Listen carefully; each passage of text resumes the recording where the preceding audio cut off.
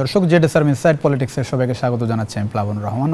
আমরা প্রতিদিন সাম্প্রতিক বিষয় নিয়ে আলোচনা করে থাকি। আজকে আমাদের আলোচনার বিষয় 5 আগস্টের আগের পরের কূটনীতি। এই বিষয় নিয়ে কথা বলতে স্টুডিওতে একজন গুরুত্বপূর্ণ অতিথি আছে। শুরুতে তার সঙ্গে পরিচয় করে দিয়ে আছেন এম হুমায়ুন কবির, সাবেক রাষ্ট্রদূত, কূটনীতিক ও সভাপতি, Bangladesh enterprise institute BEI। M Humayun Kabir, স্বাগত জানাচ্ছি ইনসাইড পলিটিক্সে। শুরু করতে চাই আসলে আমাদের বাংলাদেশের যে কূটনীতির যে ট্যাগলাইন বলা হয় আসলে, যে সবার সঙ্গে বন্ধুত্ব, কারোর সঙ্গে বৈরিতা নয়। আসলেই বাস্তবতা এরকম ছিল কিনা? আমরা কি আসলে সবার সঙ্গে সমতার ভিত্তিতে মানে কূটনীতি চালিয়ে যেতে পেরেছি কিনা? সেই জায়গায় কোন বিষয়টা সবচেয়ে বেশি গুরুত্ব পেত? একটু আমি ক্লু দিতে চাই। সেটি হচ্ছে যে রাজনৈতিক স্বার্থ বেশি গুরুত্ব পেত, দলীয় স্বার্থ, নাকি দেশের স্বার্থটা বেশি গুরুত্ব পেত?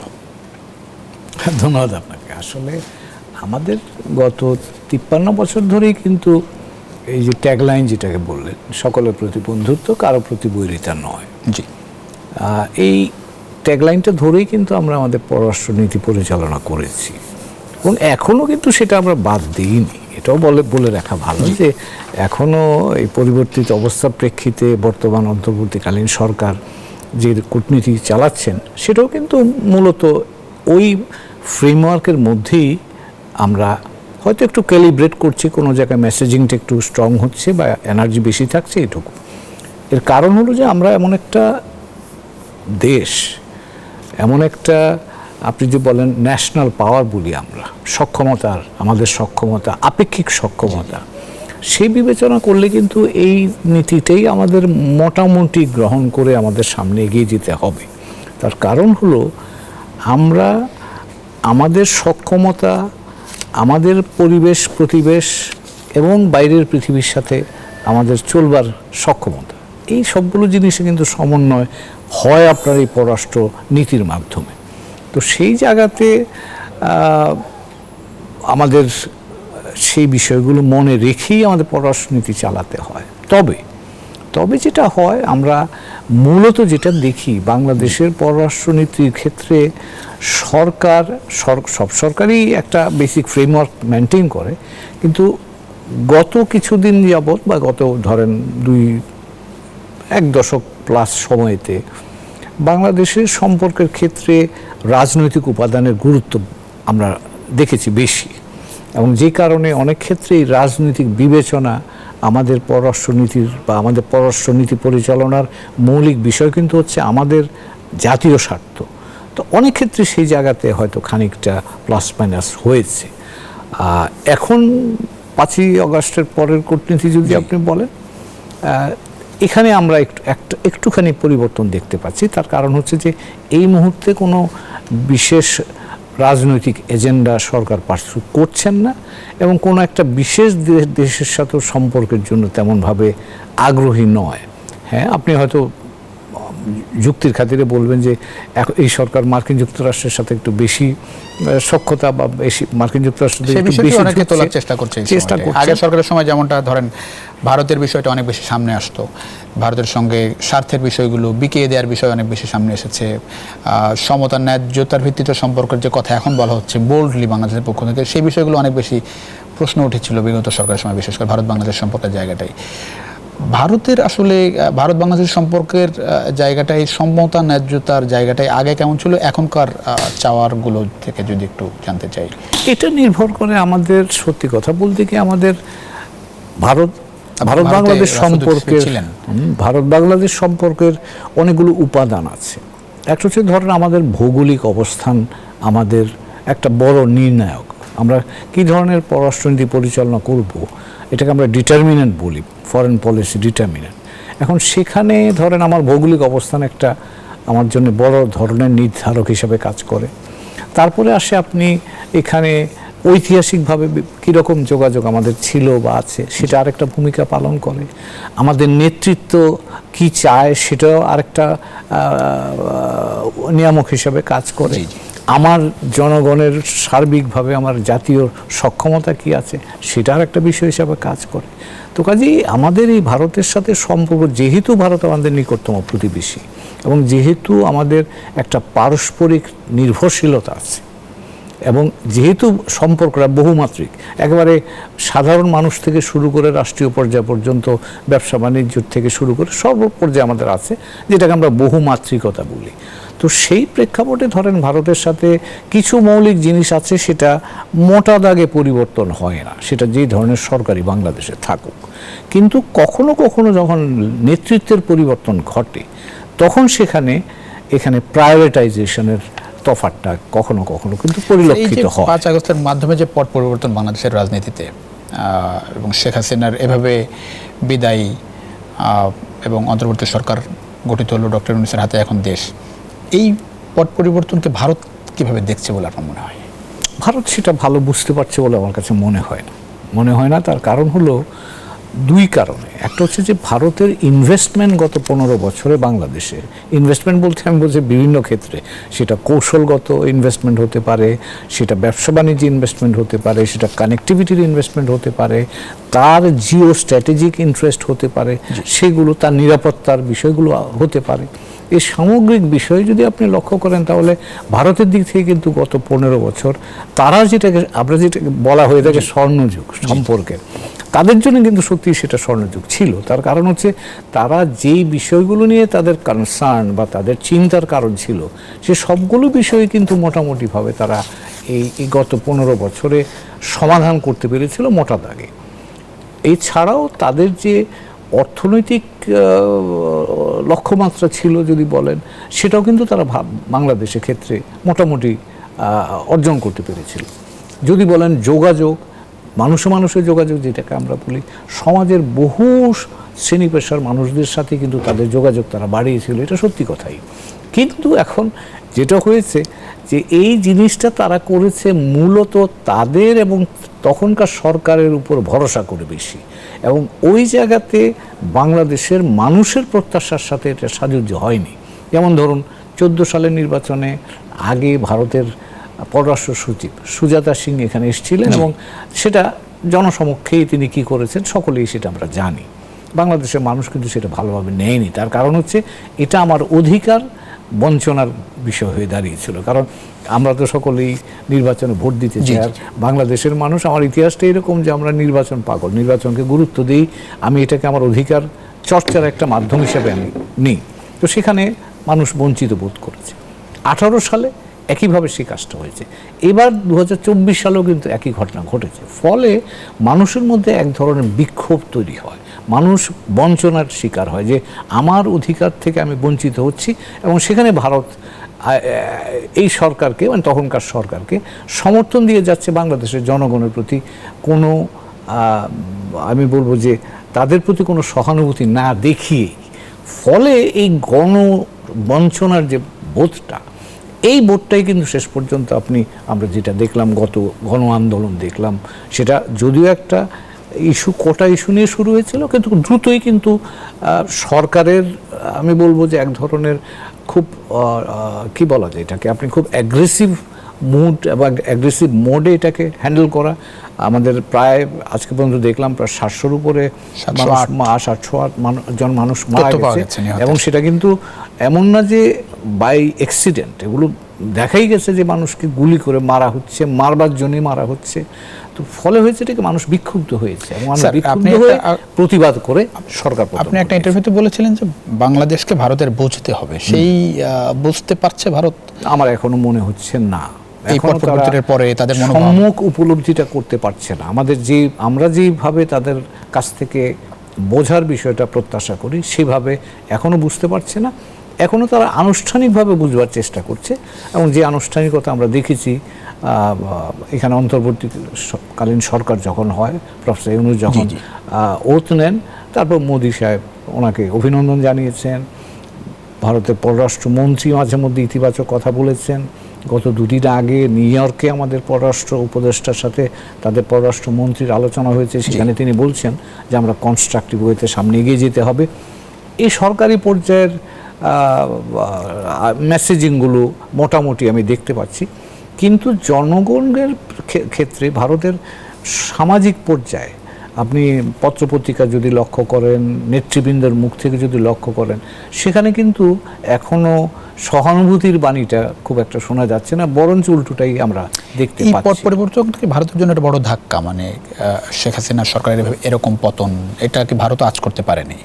না, সেটা আন্দোলনের পারেনি, সেটা তো বোঝাই যায়। আমাদের দেশের লোকেরা অনেক কাজ করতে পারে, তো কাজেই এখন আজ করতে না পারা সেটা দোষের কিছু নাই, কিন্তু বাস্তব অবস্থাটা যদি আপনি উপলব্ধি করেন, মানুষের প্রত্যাশাটা উপলব্ধি করেন, সে উপলব্ধি করে আপনি সেখানে তার সাথে সাযুজ্যপূর্ণ আপনি ব্যবহার বা সাযুজ্যপূর্ণ সহানুভূতিটা যদি আসে, তাহলেই কিন্তু বাংলাদেশের দিক থেকে আমরা কিন্তু ভারতের সাথে সম্পর্ক খারাপ করতে আগ্রহী নই। এটা কিন্তু সাধারণ মানুষ বলেন, মানুষের সম্পর্ক তো, ভারত বাংলাদেশ মানুষের সম্পর্ক তো একরকম মোটামুটি ভালোই, কিন্তু সামাজিকভাবে আপনি যেটি বলছিলেন যে এখন ওইরকম সহানুভূতি আমরা দেখছি না। না, আমরা এতগুলো মানুষ এভাবে মারা যাওয়া, না, তারা তরুণদের উপরে কখনোই গুলি সেটা করা। বলেনি। 6 তারিখে ভারতের পররাষ্ট্রমন্ত্রী তাদের রাজ্যসভায় যে বিবৃতিটা দিয়েছেন, জি জি, সেখানে কিন্তু তিনি অনেক ঘটনা বলেছেন, পরিবর্তন হয়েছে ইত্যাদি ইত্যাদি বলেছেন, কিন্তু কি প্রেক্ষাপটে এই যে এতগুলো মানুষের প্রায় 1000 মানুষের প্রাণের বিনিময়ে যেই পরিবর্তনটা হয়েছে, এবং সেখানে কি কারণে এই বিক্ষোভটা বা জন আন্দোলনটা হলো, সেটা কিন্তু তিনি ভালো ব্যাখ্যা করেনি। কারণ আমাদের কাছে কিন্তু এই মানুষের প্রাণহানি এটা কিন্তু মানুষকে এক হতে সাহায্য করেছিল। কাজে সেই প্রেক্ষাপট না বুঝলে আপনি বর্তমান সরকারের প্রেক্ষাপট বোঝা যাবে না ভালো করে। 5 আগস্টের যে প্রেক্ষাপট, তারপরে যে সরকার, ভারতের মূল আপত্তির জায়গা কোথায়, যে কারণে তারা এখনো সহানুভূতিশীল না আপনি বলছেন? না, সেটা হচ্ছে তারা গত সরকারে বলে তারা মনে করতো যে তাদের যে স্বার্থ, সেই স্বার্থের সাথে সেই সরকারের অবস্থানটা সাযুজ্যপূর্ণ ছিল। যখন সেই সরকারটা চলে গেল, এখন তাদের যেগুলো বললাম যে আপনি তাদের কৌশলগত চিন্তা আছে, বাণিজ্যিক স্বার্থ আছে, তাদের মানুষ আছে এখানে, তাদের নিরাপত্তার ইস্যু আছে, অনেক কিছু বিষয় নিয়ে তারা এক ধরনের অনিশ্চয়তা পড়েছে। কিন্তু আমার ব্যক্তিগত ধারণা হচ্ছে যে আমাদের দিক থেকে কিন্তু অনিশ্চয়তা তৈরির জন্য আমরা কোনো উদ্যোগ নেইনি বা আমি দেখিনি, এবং তারা সেটাকে উপলব্ধি করতে অক্ষম হয়েছে বা সক্ষমতা দেখাতে পারেনি, সেটা তাদের সমস্যা। এবং যখন তারা এই বিষয়টা উপলব্ধি করতে পারছিল না, তখনই তাদের মধ্যে এক ধরনের নেতিবাচক প্রবণতা তৈরি হয়, এবং প্রথমে তারা বাংলাদেশের সংখ্যালঘু ইস্যুকে তারা বড় ইস্যু করে বানায়। আমরা যেটা আমাদের বিভিন্ন পর্যায় থেকে, নেতৃবৃন্দ পর্যায় থেকে কিন্তু বারবার বলা হচ্ছিল যে এটা সংখ্যালঘু নয়, এটা একটা রাজনৈতিক প্রতিশোধের কিছু ঘটনা ঘটেছে। তো সেই জায়গায় বিষয়টা যদি তারা বুঝতে পারতো, তাহলে কিন্তু রাজনৈতিক অংশটা যদি বুঝতে পারতো, তাহলে তাদের জন্যে তাদের পলিসিটাকে অ্যাডজাস্ট করাটা ইজি হতো। যেহেতু তারা সেটাকে না বুঝে সেটাকে সাম্প্রদায়িকতার আলোকে দেখেছে, ফলে এক ধরনের নেতিবাচক প্রচারণা ওখান থেকে আমরা দেখেছি। সেটা সরকারি পর্যায়ে, নাগরিক সমাজ পর্যায়ে, মিডিয়া পর্যায়ে যদি বলেন, তারপর অনলাইন বলেন, ফলে এতে করে আমাদের মানুষরা তো এগুলি দেখে, তারাও তখন আরও বিক্ষুব্ধ হয়, এবং ভারত সম্পর্কে এমনি তারা বিক্ষুব্ধ ছিল, এইগুলো তার উপরে নতুন করে উপাদান দিয়েছে মানুষজনের কাছে। তো কাজে সেই জায়গায় আমি মনে করি যে কিছু উদ্যোগ হচ্ছে এখন সরকারিভাবে, কিন্তু সেই উদ্যোগটা আরও সবল হওয়া উচিত বলে আমি মনে করি, যদি সম্পর্কটাকে স্বাভাবিক জায়গায় নিয়ে ভারত বাংলাদেশের মতো অনেক ইস্যু, প্রত্যেকবার দ্বিপাক্ষিক সফর, দ্বিপাক্ষিক বৈঠক হলে অনেকগুলো ইস্যু সামনে আসে, তিস্তা ইস্যু সামনে আসে, সীমান্ত হত্যার সামনে আসে, পানি বন্টনের বিষয়গুলো সামনে আসে। এখন যে অন্তর্বর্তী সরকারের যে বাস্তবতা, সম্পর্কের যে বাস্তবতা তৈরি হচ্ছে হাসিনা সরকার পতনের পর, সেই ইস্যুগুলো সলভ হওয়া কতটা সহজ বলে মনে হয়? এগুলো তো এমনি ডিফিকাল্ট ইস্যু, এগুলি এমনিতেই জটিল ইস্যু। তবে খুব সহজে যে কাজগুলো করা যায়, যেমন সীমান্তে হত্যাকাণ্ড বন্ধ করা, এটা এই সরকার আসবার পরেও কিন্তু দুটো ঘটনা ঘটেছে, এবং খুব দুর্ভাগ্যজনক হলো যে 2 জন মানুষ কিশোর কিশোরী। তো কাজেই এই ধরনের ঘটনা যদি না ঘটে, ভারত সরকার কিন্তু তার সদিচ্ছাটা দেখাতে পারে যে ঠিক আছে, আমরা 2 প্রধানমন্ত্রীর মধ্যে যে কমিটমেন্ট ছিল, ভারতীয় প্রধানমন্ত্রী 2 প্রধানমন্ত্রী বলে গেছেন যে আমরা শূন্যের কোঠায় আনবো। ভারত এটা বলতে পারে যে ঠিক আছে, আমরা সদিচ্ছার নিদর্শন হিসাবে আমরা সীমান্তে বাংলাদেশিদের হত্যাকাণ্ড যেন না হয় সেটা নিশ্চয়তা দিচ্ছি। এটা তো অনলি সদিচ্ছারই ব্যাপার। আমি বলছি কারণ এত কমিটমেন্ট আছে, তো অঙ্গীকার আছে, সদিচ্ছাটা ইচ্ছা করলে তারা দেখাতে পারে। তারপরে ধরুন এখানে এখন connectivity, train service, bus service এগুলো বন্ধ আছে। এগুলি আমাদের সরকারের সাথে যদি তারা উৎসাহী হয়, আন্তরিকতা থাকে, তারা সরকারের সাথে আলাপ আলোচনা করে এটা চালু করার ব্যবস্থা করতে পারে। ভিসা অফিস নিয়ে একটা সমস্যা আছে, সেটাও তারা ইচ্ছা করলে চালু করতে পারে। এইগুলি খুব সহজ উদ্যোগ, এবং সেটা তাদের যদি নিরাপত্তার আশঙ্কা থাকে সেক্ষেত্রে বাংলাদেশ সরকার, বাংলাদেশ সেনাবাহিনী বা বাংলাদেশের অন্যান্য যারা আইন শৃঙ্খলা রক্ষাকারী বাহিনী আছে, তারা সেই নিরাপত্তার ব্যবস্থা আমার ধারণা দিতে কোনোই অসুবিধা হবে না। বাংলাদেশের দিক থেকে তো আর খুব বেশি অসুবিধা আপনি এখানে দেখছেন না, ভারতের দিক থেকে হতে হবে। জি, ভারত উদ্যোগ নিলে তো আমি অন্যগুলো, আমাদের কোনো মিশনে তো কোনো, এই যে এখানে এতগুলো এমবেসি আছে বা তাদের প্রতিষ্ঠান আছে, কোথাও কোনো প্রবলেমের তো কোনো রিপোর্ট আমরা দেখিনি। তো কাজেই তাদের ভারতের প্রতিষ্ঠান থাকলে কাজ হলে সেটাও আমরা নিরাপত্তা আমার ধারণা দেব। একটা বিরতি নিয়ে ফিরছি স্যার। দর্শক, ছোট্ট একটা বিরতির সময় হচ্ছে ইনসাইড পলিটিক্সে ফিরছি কিছুক্ষণের মধ্যে, আশা করি সঙ্গে পাচ্ছি আপনাদের। বিরতির পর ইনসাইড পলিটিক্সে দর্শক আবারও স্বাগত। যেটা স্যার ইনসাইড পলিটিক্সের সঙ্গে আছেন প্লাবন রহমান। আমরা কথা বলছিলাম 5 আগস্টের আগের পরের কূটনীতির বিষয় নিয়ে। আমাদের সঙ্গে আছেন কূটনীতিক এম হুমায়ুন কবির, একই সঙ্গে তিনি সভাপতি Bangladesh enterprise institute BEI। M Humayun Kabir, আমি একটু বাংলাদেশের সঙ্গে যুক্তরাষ্ট্রের সম্পর্কের বিষয়ে একটু আলোচনা করতে চাই।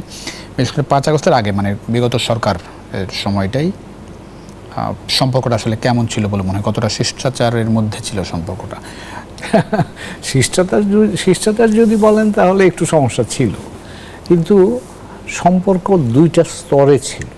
দুইটা স্তর টানাপোড়েন আছে, টানাপোড়েনও ছিল, কিন্তু এর সাথে সাথে সহযোগিতাও কিন্তু বিস্তৃত হয়েছে। 2012 সাল থেকে যদি আপনি লক্ষ্য করেন তাহলে দেখবেন আমরা কিন্তু সম্পর্ককে প্রাতিষ্ঠানিক কাঠামোর মধ্যে নিয়ে এসেছিলাম। ডায়ালগ, জি, তারপরে আপনার economic dialogue, security dialogue, political dialogue, মানে একটা মোটামুটি স্ট্রাকচারের মধ্যে এসে গেছিলো 12 সালের পর থেকে। এটা একটা দিক। দ্বিতীয় যেটা হচ্ছে যে অর্থনৈতিক সম্পর্কটাও কিন্তু ক্রমসম্প্রসারণ ছিল। এবং আমার দেখা অনুযায়ী 2020 সালের পর থেকে বাংলাদেশে গত 4 বছরে, ইনক্লুডিং এই বছর মে মাস পর্যন্ত, অনেকগুলো কিন্তু ইকোনমিক ডেলিগেশন এখানে এসছে, এবং তারা কিন্তু বাংলাদেশের সাথে সম্পর্কটা বাড়াতে চাচ্ছে, গভীর করতে চাচ্ছে। তো কাজে এই জায়গাটাতে কিন্তু আমার কাছে মনে হয় দেয়ার ইজ এ কন্টিনিউইটি। আগের রেজিমে যা ছিল মোরলেস এই রেজিমও কিন্তু এই গত সপ্তাহে যে টিম এসে গেল তাদেরও মূল বক্তব্য সেটাই, বাংলাদেশের সাথে তারা অর্থনৈতিক সম্পর্কটা সম্প্রসারণ করতে চায়। তো এখানে একটা কন্টিনিউটি কিন্তু আছে। যেই জায়গাটায় কন্টিনিউটি নাই, যেখানে শিষ্টাচারের ইস্যুটা আপনি আনলেন, সেটা হচ্ছে গভর্নেন্স অ্যান্ড হিউম্যান রাইটস যেই জায়গাটায় আছে, এই জায়গাতে কিন্তু আমরা খুব ভালো বোঝাপড়াটা করতে পারিনি। এবং যেই কারণে গত 3 জন মার্কিন রাষ্ট্রদূত কমপক্ষে যারা বাংলাদেশ থেকে বিদায় নিয়েছেন, শিষ্টাচারের একটা অংশ হচ্ছে আমাদের যেই দেশে আমরা রাষ্ট্রদূত থাকি, আসবার আগে সেই দেশের প্রথা অনুযায়ী সরকার প্রধান অথবা পররাষ্ট্রমন্ত্রীর সাথে সালাম দেওয়া যাকে বলে, আর আপনি বলতে পারেন যে বিদায় নেওয়া, সে কাজটা করা হয়। বাংলাদেশে সাধারণত বিদেশি রাষ্ট্রদূতরা যখন ফেরত যান তারা প্রধানমন্ত্রীর সাথে দেখা করে। গত 3 জন আমেরিকান রাষ্ট্রদূত কিন্তু প্রধানমন্ত্রীর সাথে দেখা করতে পারেননি। তো কাজে আপনি যেটা বলছেন যে শিষ্টাচার যদি বলেন, এখানে শিষ্টাচারের খানিকটা ব্যত্যয় কিন্তু ঘটেছে। আর এবার যদি আসলে আমরা নাগরিক হিউম্যান রাইটস গভর্নেন্স ইস্যুতে, সেখানে তো প্রকাশ্যই সরকারের বিভিন্ন কর্মকাণ্ডের সমালোচনা হয়েছে। সরকারও আগের সরকার পাল্টা জবাব দিয়েছে। ফলে এক ধরনের দূরত্ব এই জায়গাটাতে, মানে গভর্নেন্স এবং হিউম্যান রাইটস ইস্যুতে খানিকটা দূরত্ব তৈরি হয়েছিল, এবং সেটা ঘনীভূত হয়েছে 21 সালের ডিসেম্বর মাসে র্যাবের বিরুদ্ধে যখন স্যাংশনটা দেয়া হলো। তারপর থেকে এটাকে বলতে পারেন আপনি মোটামুটি দুই পক্ষ প্রতিদ্বন্দ্বিতার মধ্যে এক ধরনের প্রতিদ্বন্দ্বিতার অবস্থায় তারা চলে যায়। এটা কি 7 জানুয়ারি নির্বাচনের পরে বিষয়টা, মানে আগে পরের যে প্রেক্ষাপট ছিল, 7 জানুয়ারির আগে চেষ্টা করেছে বাংলাদেশে, ছিল তারা চেষ্টা করেছে একটা অন্তর্ভুক্তিমূলক নির্বাচন করবার জন্য, কিন্তু সেখানে জিও পলিটিক্স এর মধ্যে যোগ হয়েছে। ভারত এখানে ভূমিকা পালন করেছে, এবং ভারতের ভূমিকার কাছে মার্কিন যুক্তরাষ্ট্র পেরে ওঠেনি যদি আমি বলি, অথবা তারা ভারতের সাথে সংঘাতে যেতে চায়নি। যে কারণে 24 সালের নির্বাচনে মার্কিন যুক্তরাষ্ট্রের চেষ্টার পরেও ভারতের চেষ্টাটাই এখানে সফল হয়েছে, এবং সেই কারণে সরকার একটা একপাক্ষিক নির্বাচন করেছে, যেখানে মানে বলা হয় 39% ভোট, কিন্তু বাস্তব অর্থে অনেকে বলেন যে সেখানে 10% ভোটও পড়েনি। তো সেরকম একটা ভোটারবিহীন নির্বাচন হলো, এবং এতে করে আরেক রাউন্ড আপনি প্রায় 1 কোটি তরুণ প্রজন্ম যারা গত 5 বছরে ভোটার হয়েছিলেন তারা বিক্ষুব্ধ হলেন। তো কাজেই এর ফলটা আমরা তো দেখলাম। স্যার, আপনার একটা বিষয় যে ভারতের অনেক বেশি স্বার্থ এখানে আছে, ভারতের ইনভেস্টমেন্ট আছে, নিরাপত্তার বিষয় আছে, যুক্তরাষ্ট্রের ইন্টারেস্ট কেমন দেখেন? যুক্তরাষ্ট্র তো আছে, কারণ? যেমন ধরুন কয়েকটা বিষয়। যুক্তরাষ্ট্র তো একটা বৈশ্বিক শক্তি, জি, কাজেই তার একটা বৈশ্বিক চিন্তা ভাবনা বা দৃষ্টিভঙ্গি আছে। বাংলাদেশকে তো যখন তারা দেখে, তারা কিন্তু প্রথমে দেখে এশিয়া অঞ্চল দেখে, তারপর দক্ষিণ এশিয়া দেখে, তারপর বাংলাদেশ আসে। তো কাজেই এই ক্ষেত্রে তাদের একটা ভূরাজনৈতিক দৃষ্টিভঙ্গি আছে, যে ভূরাজনৈতিক দৃষ্টিভঙ্গি বা স্বার্থের আলোকেই তারা বাংলাদেশের সাথে সম্পর্ক চায়। যেটাকে যদি বলি আমি, সাম্প্রতিককালে তারা ইন্ডো প্যাসিফিক স্ট্র্যাটেজি যেটা করেছে, সেই ইন্ডো প্যাসিফিক স্ট্র্যাটেজি মানে হচ্ছে তারা চীনের সাথে প্রতিদ্বন্দ্বিতা করবার জন্যে অন্যান্য এই এশিয়া অঞ্চলের দেশ যারা আছে তাদেরকে তারা সখ্য হিসাবে পেতে আগ্রহী, অথবা পার্টনার হিসাবে পেতে আগ্রহী। পার্টনারশিপ এটা বিভিন্ন রকম হতে পারে। ভারতের সাথে পার্টনারশিপ হচ্ছে ডিপ পার্টনারশিপ। বাংলাদেশের সাথে আপনি বলতে পারেন মোটামুটি রাজনৈতিক এবং অর্থনৈতিক পার্টনারশিপ তারা চায়। দক্ষিণ পূর্ব এশিয়াতে যদি যান, সেখানে সামরিক পার্টনারশিপ আছে তাদের। জাপানে যান, সামরিক পার্টনারশিপ আছে। তো মার্কিন যুক্তরাষ্ট্রের প্রাথমিক দৃষ্টিভঙ্গিটা হচ্ছে যে এখানে জিও পলিটিক্যালি তারা তাদের যে বড় ফ্রেম আছে সেখানে বাংলাদেশ কোথায় ফিট করে, এবং তারা বাংলাদেশকে এখানে চায়। কারণ আমার এখানে কারণটা হলো, বাংলাদেশ কিন্তু আপনি যদি এই অঞ্চলটাকে দেখেন, চীনের জনসংখ্যা প্রথম, তারপরে ভারত, তারপরে ইন্দোনেশিয়া, আমরা 4 নম্বর। কাজেই 4 নম্বর বড় জনগোষ্ঠীর দেশ বাংলাদেশ। দ্বিতীয় হচ্ছে আমরা এমন একটা জায়গায় আছি যেখানে দক্ষিণ পূর্ব এশিয়া এবং দক্ষিণ এশিয়ার মধ্যে সংযোগের জায়গাটাতে আমরা আছি। এটা আরেকটা জিও পলিটিক্স থেকে এটা গুরুত্বপূর্ণ বিষয়। তৃতীয় হচ্ছে যে আমরা বঙ্গোপসাগরের পাশেই আছি। তো কাজেই সেখানেও আমরা এর সাথে সরাসরি অংশীদার হতে পারি। বাংলাদেশে একটা 17-18 কোটি মানুষের বাজার আছে, সেটা আবার তাদের জন্য আকর্ষণ। তো কাজেই ভূরাজনৈতিকভাবে যদি আপনি দেখেন, সেখানে মার্কিন যুক্তরাষ্ট্রে একটা আগ্রহ আছে, বাংলাদেশে একটা বড় বাজার সেভাবে আগ্রহ আছে, এবং বাংলাদেশের জনগণ গণতন্ত্র প্রিয়, এটাও সত্যি কথা কিন্তু। এবং তারা গণতন্ত্র প্রিয় হওয়াটা মার্কিন যুক্তরাষ্ট্রের বৈশ্বিক যে গণতন্ত্র প্রমোশন বা গণতন্ত্র প্রসারের জন্য তাদের যে উদ্যোগ বা ভূমিকা বা তাদের যে আগ্রহ, সে জায়গায় আমরা ফিট ইন করে যাই। আর লাস্ট যেটা হচ্ছে সেটা হলো যে বাংলাদেশ প্রায় 10 লক্ষ বাংলাদেশি মার্কিন যুক্তরাষ্ট্রে আছে এখন। তার সাথে যদি আপনি বাংলাদেশে প্রতি একজনের সাথে বাংলাদেশের 5 জন পরিবার যোগ করেন, তাহলে 50 লক্ষ মানুষ এই মার্কিন যুক্তরাষ্ট্রের সাথে সম্পৃক্ত। আমাদের 13,000 ছাত্র মার্কিন যুক্তরাষ্ট্রে এখন লেখাপড়া করছে, প্রতি বছর এরকম 10-12-13,000 যায়। তো কাজেই এই যে যোগাযোগটা আছে, এটা কিন্তু একটা বড় মানে সম্পর্কের ভিত্তি। স্যার, এই যে 5 আগস্ট পরের যে অন্তর্বর্তী সরকার যতটুকু টানাপোড়েন ছিল, সেটি এই সরকারের হাত ধরে কি কেটে যাবে বলে মনে হয় আপনার? আরও বেশি ইনভেস্টমেন্ট, বাংলাদেশের যে বিষয়গুলো ছিল, মানে চাওয়া ছিল যুক্তরাষ্ট্রের কাছে, সেগুলো পূরণ হবে বলে মনে করেন? আমি মনে করবো এটাও আমি 2টি স্তরে দেখি। একটা হচ্ছে যে বলেন আপনি, 2 পক্ষের মধ্যে এক ধরনের হতাশা বোধ ছিল, সেটা কাটছে বলে আমার ধারণা। কারণ এখন তারা পরস্পরকে বুঝতে পারছে।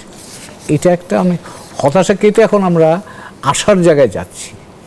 এবার যদি আসেন আপনি যেটা যে সম্পর্কের বিষয়টা যদি হয়, সম্পর্ক তো একদিনে হয় না। আর মার্কিন যুক্তরাষ্ট্র কিন্তু একটা আইনের শাসনের দেশ, ওখানে কিন্তু প্রেসিডেন্ট চাইলেও অনেক কিছু করতে পারে না। তো কাজেই আমাদের যে জায়গাগুলোতে আগ্রহ, সেই জায়গাগুলোতে মার্কিন যুক্তরাষ্ট্রকে বা আমাদের দুইজনের আগ্রহ এক জায়গায় আনবার জন্যে আমাদের দিক থেকেও কিছু কাজ করার প্রয়োজন আছে, তাদের দিক থেকেও কিছু কাজ করার প্রয়োজন আছে। এবং সেই কাজগুলো কিন্তু মধ্যমেয়াদী এবং দীর্ঘমেয়াদী। যেমন ধরুন, আপনাকে যদি আমি একটা এক্সাম্পল দিই, বাংলাদেশ সরকার হয়তো চাইবে যে র্যাবের স্যাংশনটা উঠে যাক, কথার কথা। কিন্তু স্যাংশনটা তুলতে গেলে কিন্তু আপনাকে অনেকগুলো কাজ করতে হবে, সংস্কার করতে হবে। করলে তবেই আপনি ওটা তুলবার জন্যে ওদেরকে বলতে পারবেন এবং সেটা কার্যকর হবে। আমরা অনেকেই বলেন জিএসপি ফ্যাসিলিটিস আমরা চাই ফেরত। 13 সালে যেটা সাসপেন্ড করা হয়েছিল, তার জন্য 16 পয়েন্টের একটা অ্যাকশন প্ল্যান আপনাকে দিয়ে রেখেছে তারা, কিন্তু ওই অ্যাকশন প্ল্যানটা আপনি কমপ্লিট করতে হবে, যেটা কিন্তু অনেক কাজ বাকি। তারপরে আমরা বিনিয়োগ চাই, আপনি যে বললেন ডেভেলপমেন্ট অ্যাসিস্ট্যান্স চাই। সেই ডেভেলপমেন্ট অ্যাসিস্ট্যান্স আপনি পেতে গেলে আপনার লেবার রাইটস অ্যান্ড আদার ইস্যুসগুলোকে আপনার ঠিক করতে হবে। সেটা কিন্তু কাজ সহজ না, চাইলেই কিন্তু হবে না, সহজ কাজও নয়। কারণ আমরা সাম্প্রতিককালে আমাদের এবারে যে ডক্টর ইউনূসের যে জাতিসংঘ সাধারণ অধিবেশনের সফর দেখছেন, যেসব দ্বিপাক্ষিক বৈঠক দেখলেন, বিশেষ করে মার্কিন প্রেসিডেন্টের সঙ্গে দ্বিপাক্ষিক বৈঠক, কি ইঙ্গিত বহন করে স্যার? এটা ইতিবাচক। আমি বলবো যে এবারের জাতিসংঘের সাধারণ পরিষদের অধিবেশনকে কেন্দ্র করে প্রফেসর ইউনূসের মার্কিন যুক্তরাষ্ট্রে বা নিউ ইয়র্কে থাকাটা, আমরা বলি না সবগুলো মানে বক্স টিক করা গেছে। অর্থাৎ এটাকে আপনি যদি বলেন আমার দেখা, কারণ আমি ওখানে কাজও করেছি বছর 3 কাজেই এখানে আপনি ধরে নিতে পারেন এই স্কোরড অল, মানে 100% স্কোর দেখা যায়নি অতীতে, রাইট। সেটা আপনি বলেন জাতিসংঘ সাধারণ পরিষদে তিনি ভাষণ দেবেন আগামী 27 তারিখে ভাষণ হওয়ার কথা। সেখানে তিনি বাংলাদেশের সাম্প্রতিক প্রেক্ষাপট, এখনকার বাস্তবতায় সরকারের কর্মসূচি, ভবিষ্যতে আমরা কোথায় যাব, গণতান্ত্রিক প্রক্রিয়া ফেরত যাব কি করে, এর একটা মোটামুটি কাঠামো তিনি দেবেন। এছাড়া রোহিঙ্গা, আমার জলবায়ু, বাংলাদেশের অর্থনীতি, এগুলোর উপর কথাবার্তা থাকবে। তো সেটা দিয়ে তিনি কিন্তু আন্তর্জাতিক সম্প্রদায়কে বাংলাদেশের নতুন বাংলাদেশের যে গল্পটা তিনি করছেন ওখানে, সেটাকে পরিচয় করে দিতে পারবেন, 1 নম্বর। 2 নম্বর হলো যে আপনি দেখেন সাইডলাইন্সে কতগুলো মিটিং হয়েছে, এবং সেটা প্রেসিডেন্ট বাইডেন থেকে শুরু করে আপনি চীনের পররাষ্ট্রমন্ত্রী থেকে শুরু করে ওয়ার্ল্ড ব্যাংকের প্রেসিডেন্ট, IMF-এর ম্যানেজিং ডিরেক্টর, UNDP-র চিফ, হিউম্যান রাইটস সংস্থা যেগুলো আছে টপ, যতগুলো আমাদের এই বর্তমান সরকারের সংস্কার প্রক্রিয়ার সাথে সংশ্লিষ্ট যারা আছেন, সবার সাথে কিন্তু এখানে তার দ্বিপাক্ষিক আলাপ আলোচনা হয়েছে। তো এটা কিন্তু একটা খুব বড় ভূমিকা রাখবে বাংলাদেশের অর্থনৈতিক উন্নয়ন এবং সংস্কারে। লাস্টলি যেটা বলবো সেটা হচ্ছে, আপনি ধরেন এই যে গতকালই আজকে যেটা আপনার পত্রপত্রিকা ক্যারি করেছেন, মানবাধিকারের ব্যাপারে যে বাংলাদেশের কমিটমেন্ট আছে সেটাও কিন্তু তিনি বলছেন, এবং তরুণ প্রজন্মের আমরা আশা করি যে এগুলো নিশ্চয়ই গুরুত্বপূর্ণ ভূমিকা রাখবে। একটা বিরতির সময় হচ্ছে স্যার, আবারও ফিরে এসে আমরা একটু বাংলাদেশ চীন সম্পর্ক নিয়ে আলাপ করতে চাই। দর্শক, আরেকটা বিরতির সময় হচ্ছে জেড এস সাইড পলিটিক্সে কিছুক্ষণের মধ্যে ফিরছি, আশা করি সঙ্গে পাচ্ছি আপনাদের বিরতির পর। আবারও স্বাগত জেড এস সাইড পলিটিক্সের সঙ্গে আছেন প্লাবনুর রহমান। আমরা কথা বলছিলাম 5 আগস্টের আগের পরের কূটনীতি নিয়ে, আছেন এম হুমায়ুন কবির। চীন বাংলাদেশের সম্পর্কের আগের বাস্তবতা, এখনকার বাস্তবতা স্যার একটু জানতে চাই। এটা আমার ধারণা প্রায় একই রকম থাকবে। তার কারণ চীনারা কিন্তু রাজনীতির মধ্যে ঢোকে না বড় একটা, যদিও গত সরকারের আমলে চীনারা একটু সামনে প্রকাশ্যে দেখেছি আমরা, কিন্তু তাদের মূল ফোকাসটা হচ্ছে ব্যবসা বাণিজ্য নিয়ে, অর্থনৈতিক কর্মকাণ্ডে। আমার ধারণা সেক্ষেত্রে তারা তাদের যা আগে যা করেছে সেগুলো তারা বজায় রাখবে, এবং বাংলাদেশের সাথে চীনের যে সম্পর্ক আছে সেটি থাকবে। এবং গতকালই মানে আজকে আমরা এখন কথা বলছি, কয়েক ঘন্টা আগে কিন্তু চীনের পররাষ্ট্রমন্ত্রী আমাদের চিফ অ্যাডভাইজারের সাথে নিউ ইয়র্কে মিট করেছেন, এবং সেখানে ধরেন রিনিউয়েবল এনার্জি এবং অন্যান্য বিষয় নিয়ে চীনাদের সাথে কীভাবে বাংলাদেশ সহায়তা পেতে পারে এগুলো নিয়ে আলাপ আলোচনা হয়েছে। তো আমি মনে করি যে চীনের সাথে আমাদের যে অর্থনৈতিক যোগাযোগটা সেটা চলবে, এবং এই সরকারের আমল বলেন বা ভবিষ্যতে যদি ব্যবসা বাণিজ্যের সুযোগ আরেকটু ভালো হয়, তাহলে নেট বেনিফিশিয়ারি চীনারাই হবে। কারণ চীন এখনও সবচেয়ে কম্পিটিটিভ সারা পৃথিবীর মধ্যে। আমরা যে জিনিস চাই সেই জিনিস সরবরাহ করার জন্য, সেটা আপনি শিল্পের কাঁচামাল বলেন, রফতানির জন্য আমদানি করা কাঁচামাল বলেন, আপনি ইনফ্রাস্ট্রাকচার বলেন, আপনি এখনকার নতুন টেকনোলজি, যদি এনভায়রনমেন্ট ফ্রেন্ডলি টেকনোলজি বলেন, আপনি রিনিউয়েবল এনার্জি বলেন, যেগুলো সম্ভাব্য আগামী দিনের উপাদান হিসেবে আসবে, সেগুলোর ক্ষেত্রে চীনাদের চাইতে ভালো এখন তো আর কেউ নাই। তো কাজেই চীন অটোমেটিক্যালি এই বাজারের সুবিধা পাবে। স্যার, আমাদের পররাষ্ট্র কূটনীতি নিয়ে একটা কথা আছে যে নতজানু পররাষ্ট্র নীতির কথা বলা হতো আর কি, আমরা খুব বেশি ভালোভাবে ডিল করতে পারি না বলা হতো। স্যার, আমাদের দক্ষতার কোনো রকম ঘাটতি চোখে পড়েছে কোনো সময়, সেটির কোনো রকম পরিবর্তিত পরিস্থিতি আমরা সামনে দেখব কিনা? বড় বিষয় হচ্ছে যে আপনি যে বাংলাদেশের যে অবস্থান, এখানে চীনের নজর, ভারতের নজর, যুক্তরাষ্ট্রের নজর, এই যে একটা ব্যালেন্স কূটনীতি, সেটি কতটা সম্ভব হবে সামনে, এবং সেই জায়গায় অনেকগুলো প্রশ্ন আপনি করে ফেলেছেন। জি, প্লিজ।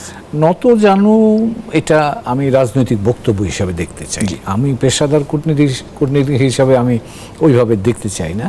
কিন্তু এটা ঠিক আপনি যে এখনকার পরিবর্তিত প্রেক্ষাপটে, কারণ পরিবর্তিত প্রেক্ষাপট বলতে আমি 2-3টা জায়গা দৃষ্টি আকর্ষণ করতে চাই। একটা হচ্ছে যে এই এখন যে ভূরাজনৈতিক বিবর্তন আমরা দেখছি, এই বিবর্তন কিন্তু আগে ছিল না।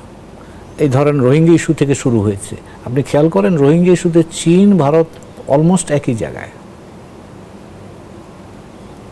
তো কাজেই আপনার এই রোহিঙ্গা ইস্যুটা কিন্তু ফার্স্ট টাইম আমাদেরকে জিও পলিটিক্স আমাদের মুখের উপর এসে ব্লো করেছে। এটা কিন্তু আরও এই টেনশন আরও বাড়তে থাকবে। আমি রোহিঙ্গা ইস্যু বলছি না, বড় প্রেক্ষাপটে ভূরাজনৈতিক বিবর্তন বা চার্নিংটা বাড়তে থাকবে, এবং সেইটা হ্যান্ডেল করার জন্য আমাকে নতুন দক্ষতার প্রয়োজন হবে। এবার আসেন আপনার অর্থনীতির বিকাশ ঘটছে, চীন বিশ্বের 1 নম্বর অর্থনীতিতে রূপান্তরিত হচ্ছে, আসিয়ান এই অঞ্চলে আরেকটা বড় অর্থনীতিতে রূপান্তরিত হচ্ছে, ভারত বড় অর্থনীতিতে রূপান্তরিত হচ্ছে। এই 3টা বড় অর্থনীতি আগামী 20-25 বছর আমাকে হ্যান্ডেল করতে হবে। আমি তার থেকে বেনিফিট যদি পাই আমি উপকৃত হব, কিন্তু উপকৃত হতে গেলে আমার দক্ষতা বাড়াতে হবে, আমার তাদের সাথে সমতালে আমার কূটনীতি পরিচালনা করতে হবে, অভ্যন্তরীণ সক্ষমতাও বাড়াতে হবে। আর লাস্ট যেটা বলবো সেটা হচ্ছে যে ধরেন এখনকার পরিবর্তিত বৈশ্বিক পরিস্থিতি, আমি তো মার্কিন যুক্তরাষ্ট্র, ইউরোপিয়ান ইউনিয়ন তাদেরকে ছাড়তে পারবো না, জাপানকে ছাড়তে পারবো না। কাজে আমার এখানে চীন, ভারত, মার্কিন যুক্তরাষ্ট্র, ইউরোপিয়ান ইউনিয়ন, জাপান, এ হচ্ছে আমার 5 বড় পার্টনার। তাদের সাথে, এবং তারা কিন্তু আবার পারস্পরিকভাবে প্রতিদ্বন্দ্বিতায় লিপ্ত, তাদের সাথে সমতালে আমাকে সম্পর্ক রেখে, যেটা আপনি জিজ্ঞেস করছিলেন যে ব্যালেন্স তো আমরা করতে পারি না, আমরা একটা ইকুইলিব্রিয়াম মেনটেন করে আমরা আমাদের নিজের স্বার্থ সংরক্ষণ করার জন্য, বাংলাদেশের স্বার্থ, সেই জন্য আমার ধারণা আমাদের কূটনীতিকে অনেক বেশি পেশাদারি হতে হবে এখন থেকে, এবং অনেক বেশি বিনিয়োগ। অনেক ধন্যবাদ। আমি আশা করি যে নিশ্চয়ই ইউনূস সরকারের হাত ধরে এই বিষয়গুলো আরও বেশি পরিশীলিত হবে সামনে, এবং বাংলাদেশ দ্রুত সামনে এগিয়ে যাবে। অনেক ধন্যবাদ দিতে হচ্ছে মেহবুব। দর্শক, এই ছিল আজকের ইনসাইড পলিটিক্স। দেখাবেন নিশ্চয় অন্য সময়। সে পর্যন্ত ভালো থাকবেন, সুস্থ থাকবেন। আশা করি নেক্সট সঙ্গে থাকবেন।